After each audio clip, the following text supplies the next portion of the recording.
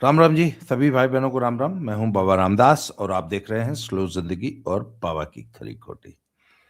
आज जरा चर्चा करेंगे बांग्लादेश, जिसको सोशल मीडिया ने नया नाम दिया है कंगलादेश। कंगलादेश के एक शरीफ उस्मान हादी साहब हुआ करते थे, बड़े क्रांतिकारी थे। या कर देंगे, वाह कर देंगे, इंडिया को मसल देंगे। और औकात थी ई रिक्शे वाली। ई रिक्शा में बैठ के कहीं जा रहे थे, दो तीन अज्ञात लोगों ने ठोक दिया।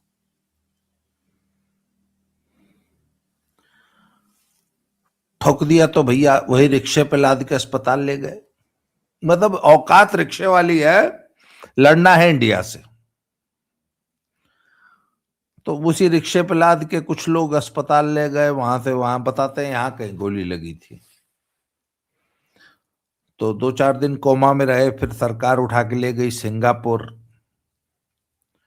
सिंगापुर में इलाज विलाज हो रहा था, तो आज पता लगा कि 72 हूरों को प्यारे हो गए।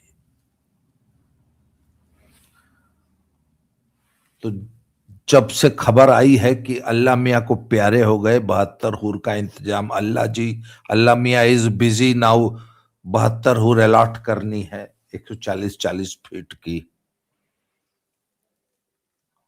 तो बंगाल में, बांग्लादेश में भाई जॉन्स जो हैं बहुत बवाल काट रहे हैं।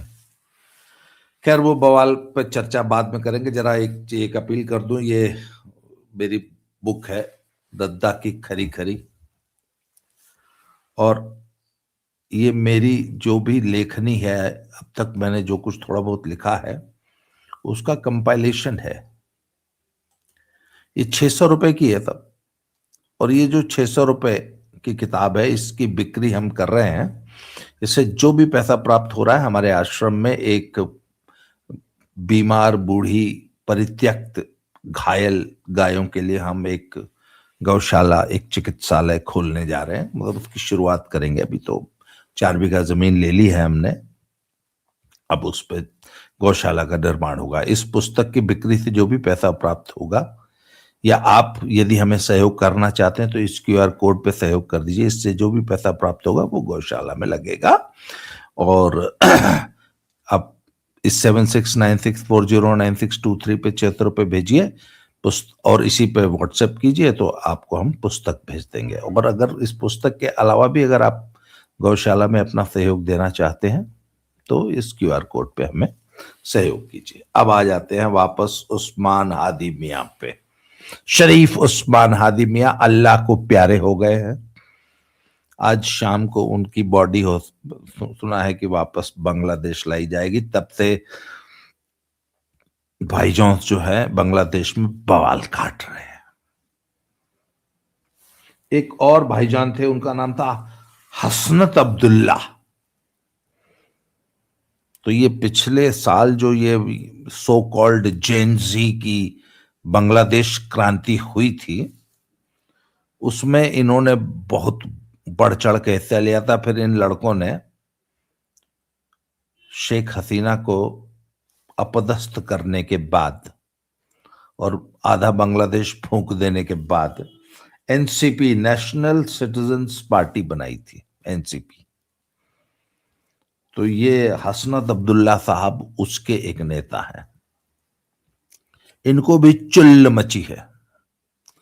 ये कहते हैं कि इंडिया में जो 7 सिस्टर्स, जो हमारे 7 राज्य नॉर्थ ईस्ट वाले हैं, वही जिनको शर्जील इमाम कहता था कि यदि हम चिकन नेक काट दें तो भारत से इसको काट सकते हैं। तो ये शर्जील इमाम के भाई जॉन्स बांग्लादेश वाले, वो कहते थे कि हम 7 सिस्टर्स को काट देंगे और बृहद ग्रेटर बांग्लादेश बनाएंगे। अब कंगलों,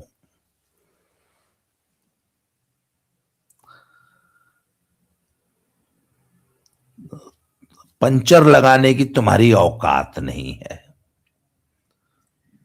खाली हमारी जैसी पुलिस होती है ना हमारे पास, हम अपने होमगार्ड छोड़ देंगे ना खाली। कल मैं बात कर रहा था कर्नल ए के रैना से, वो बता रहे थे कि यार एक बात बताओ, बांग्लादेश जैसे पिद्दी पिद्दी आर्मी पे अगर भारत अटैक करे या भारत इन्वेड करे, कितनी बेइज्जती वाली बात है यार, शर्म नहीं आएगी हमें? कोई पिद्दी से मान लीजिए हमारा हिंद केसरी लड़ जाए, तो कह रहे थे कि अगर हमें कुछ बाई भगवान ना करे करना भी पड़ गया तो हमें होमगार्ड या सिपाही अपनी पुलिस के भेष में भेजने पड़ेंगे। आर्मी भेजेंगे तो बड़ी बेइज्जती होगी दुनिया में कि बताओ यही मिले थे तुम्हें लड़ने के लिए। ये कंगलू ये कहते हैं जी हम ग्रेटर बांग्लादेश बनाएंगे। तो कल से ये उस्मान हादी, शरीफ उस्मान हादी की जब से ये खबर आई है,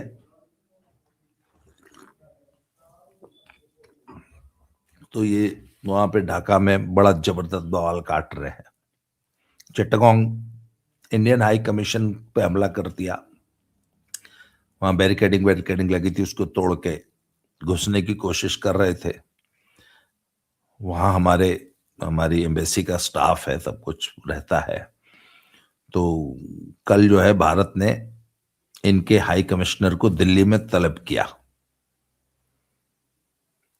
और आपको पता ही है जब हमारा विदेश विभाग ऐसे कमिश्नर्स को तलब करता है, हाई कमिश्नर्स को, तो किस अंदाज में बात करता है। एक बार और बात हुई थी, कनाडा वालों को बुलाया था और उनको, तो वो दिखाया था वीडियो में कि आए, वहां से कैमरा रिकॉर्ड कर रहा था, उतरे कार से, अंदर गए और 1.5 मिनट बाद बैठ के वापस चले गए। इसका मतलब कमरे में घुसने नहीं दिया, वहीं खड़े खड़े 30 सेकंड में 4 लाइन बोली होगी। अब मुझे तो ये भी पता नहीं कि उस वक्त कैसे बोलते होंगे, हिंदी इंग्लिश में बोलते होंगे या भोजपुरी में बोलते होंगे या प्योर पंजाबी में बोलता होगा।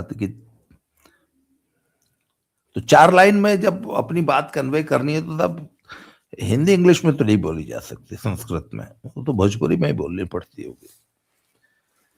तो कल बांग्लादेशियों को भी बुलाया था और बोला, और वही भोजपुरी में समझाया होगा जिसने भी समझाया होगा। तो आज जो है उन्होंने, अब चिटगांग हाई कमीशन जो है, इंडियन हाई कमीशन, उसके बाहर अभी अभी खबर आई है कि आर्मी का डिप्लॉयमेंट कर दिया गया है, एवरीबडी इज सेफ। और कंगलू जो है वो पूरे बांग्लादेश में आगजनी तोड़फोड़ कर रहे हैं। एक अवामी लीग के सारे ऑफिसर्स फूंक दिए गए हैं जो बच्चे कुच्चे थे। एक बार तो पहले फूके थे जब पिछले साल इनकी सो कॉल्ड क्रांति हुई थी। और अब जो है 32 धान मंडी करके ढाका में एक शेख मुजीबुर रहमान का कोई पुराना घर था, हवेली टाइप थी, 32 धान मंडी उसका एड्रेस था। वो पहले भी फूंक दिया था, जो बचा कुचा था अब कल फिर रात को फूंक दिया है।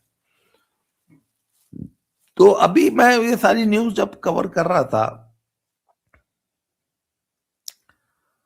तो ये नेशनल सिटीजन्स पार्टी, उनकी एनसीपी, और ये उस्मान हादी ने भी एक इनकलाब दल बना रखा है। ये सब देश में उत्पात कर रहे हैं बांग्लादेश में। अखबारों, वहां का जो मुख्य एक बहुत बड़ा अखबार है प्रथम आलो, उसके भी ऑफिस फूके हैं। उसका भी जो है आज उसका जो है आया है, आज का एडिशन नहीं छपा है क्योंकि कल इनके कार्यालयों पे इन्होंने हमला कर दिया था। तो मैं देख रहा था कि हमारे देश में बहुत से लोग हैं जो इस इंतजार में बैठे हैं कि हमारी जेनजी कब सड़कों पे उतरेगी, हमारी जेनजी कब दिल्ली में आग लगाएगी, हमारी जेनजी कब मोदी को उतार के और पप्पू जी को जो है देश का पीएम बना देगी। जैसे वहां मोहम्मद यूनुस को बना दिया, ऐसे मोदी को उतार देंगे गद्दी से, मोदी भाग जाएगा और पप्पू जो है पीएम बन जाएंगे।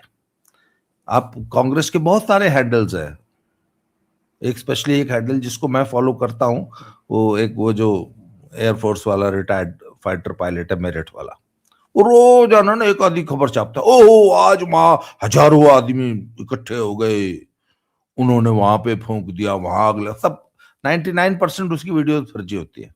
अभी परसों वो जो वहाँ हनुमानगढ़ वाला जो एथेनॉल प्लांट प्लांट पे जो महापंचायत हुई थी, वहां पे जितनी वो आगजनी तोड़फोड़ हुई थी ना, उसकी वीडियो कल उसने फिर डाल रखी थी कि ओ हरियाणा में राजस्थान में अपराइजिंग हो गई है, बस बस अब तो ये नेपाल बांग्लादेश बन जाएगा। रोज ऐसे करते हैं। एक और मैंने कहा था, वो एक अखिल स्वामी, उसके वीडियो मैंने इसका जिक्र किया था। अखिल स्वामी कहता है कि हमारी जेंसी डूब के मर जाओ, शर्म करो, तुम क्यों नहीं सड़कों पे उतर रहे हो। तो मैंने कहा भैया उतरी तो थी जेंजी बांग्लादेश की, बनाया तो था मोहम्मद यूनुस को पीएम। होने वाले अगले साल फरवरी में चुनाव, क्या हाल है।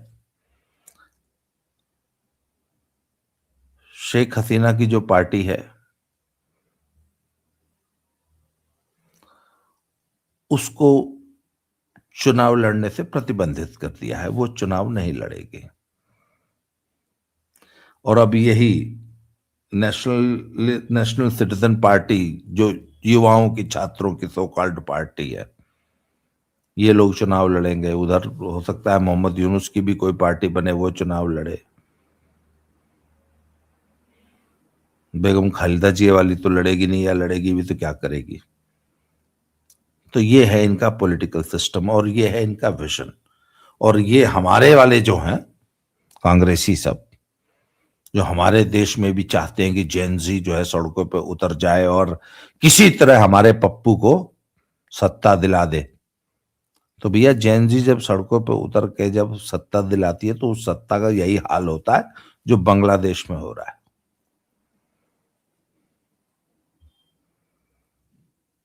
तो हमारे देश में जो लोग इस प्रकार के तख्ता पलट, सत्ता पलट के जो सपने दे रहे हैं ना, उनको बांग्लादेश पे नजर रखनी चाहिए कि वहां क्या हो रहा है। और ऐसा जब होता है तो देश का क्या हाल होता है आज।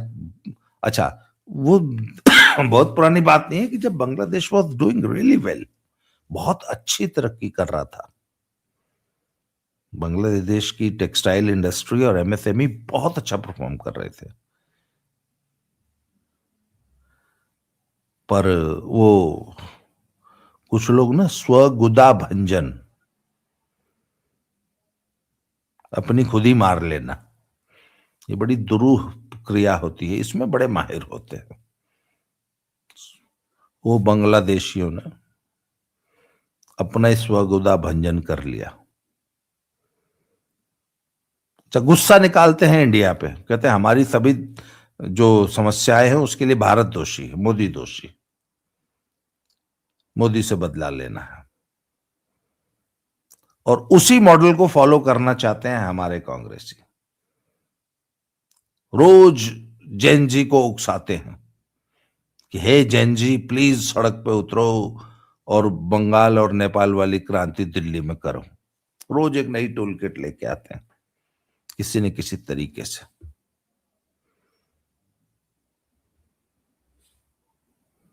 तो अच्छा, आज वो एप्स्टीन फाइल वाली इंतजार कर रहे हैं कि बस बस 19 तारीख को अमेरिका में एप्स्टीन फाइल खुल जाएगी और वहां से हम फोटो ले आएंगे मोदी की, मोदी के मंत्रियों की, और मोदी इस्तीफा दे देगा, फिर हमारा पप्पू पीएम बन जाएगा।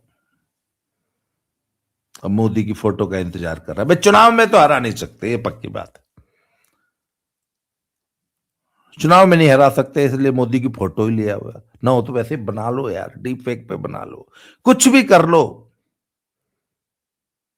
कैसे भी करके मोदी को हरा दो, हटा दो। हरा तो सकते नहीं, हटा दो और मुझे बना दो पीएम। ये है सब इनकी प्लानिंग। आज मैं और व्यालोक जी सुबह एक वीडियो में चर्चा कर रहे थे, तो मैंने कहा कि बीजेपी अगले 20 साल की प्लानिंग कर रही है। आज बीजेपी सत्ता में है, अभी 5-10 साल कहीं नहीं जा रही, पर इसके बावजूद आज से 20 साल बाद देश के लिए नेतृत्व तैयार करने की आज तैयारी कर रही है। अभी जो राष्ट्रीय अध्यक्ष चुना गया है वो 45 साल का एक युवा है। पूरी की पूरी टीम में आमूलचूल परिवर्तन करके युवाओं को आगे लाया जा रहा है। जो सीनियर्स हैं उनको रिटायर किया जा रहा है। पार्टी में यंग ब्लड, यंग नेतृत्व को आगे किया जा रहा है, जिससे आज से 20 साल बाद देश की क्या राजनीतिक, सामाजिक, आर्थिक परिस्थितियां होंगी, उनके हिसाब से पार्टी को तैयार किया जा रहा है। एक तरफ तो आपके सामने ऐसे लोग हैं जो अगले 20 साल की, 50 साल की और 100 साल की, मतलब संघ जो है अगले 100 साल की तैयारी करके चलता है। और एक पप्पू जी हैं, जर्मनी गए थे, वहां बोल रहे हैं कि भारत का तो मैन्युफैक्चरिंग सेक्टर डाउन जा रहा है, India is a dead economy. उनका एक मुख्यमंत्री है पूर्व, वो बोलता है कि भारत तो पहले दिन ही ऑपरेशन सिंदूर में युद्ध हार गया था, पहले दिन ही हार गया था, पहले 20 मिनट में ही। फिर एक हैक हो गई, फिर कहते हैं वोट चोरी होगी। अरे जब तुम पाकिस्तान की भाषा बोलोगे तो हिंदुस्तान की जनता तुम्हें क्यों वोट देगी भाई? नेतृत्व नाम की चीज नहीं है तुम्हारे पास, लीडरशिप नाम की चीज ही नहीं है। लीडर्स के नाम पे तुमने चमचे भर रखे हैं ऐसे। अच्छा, मैंने कहा कि जैसे बीजेपी ने नया अध्यक्ष चुना और अगले 20 साल की तैयारी कर रही है, राहुल गांधी ने भी एक नई टीम बनाई थी। वो सचिन राव, कृष्णा लहरू और वो टंचमाल वाली कौन थी वो, उसका नाम देखो, ये सब जो हैं, ये सब भी हैं राहुल की नई टीम है, यंग टीम है। जिंदगी में कभी मॉनिटरी का भी चुनाव नहीं लड़ा, क्लास के मॉनिटर नहीं बने। राहुल गांधी की टीम है, कांग्रेस की रिवाइवल के लिए काम कर रही है। तो ये अंतर है दोनों पार्टियों में। और ये चाहते हैं कि भारत की जेंजी बांग्लादेश की तरह, इस बांग्लादेश की तरह वो भी सड़कों पे आके क्रांति करे और हमारे पप्पू को पीएम बना दे, जैसे मोहम्मद यूनुस को बना रखा है। तो भी ऐसी क्रांतियों का यही हश्र होता है। जाके देख लो, नेपाल, बांग्लादेश में कल से फिर आग लगी हुई है। फरवरी में चुनाव है। तो आज की तारीख अभी भी है कि वहां पूरा फुल अनरेस्ट चल रहा है। अवामी लीग के दफ्तरों को आग लगाई जा रही है।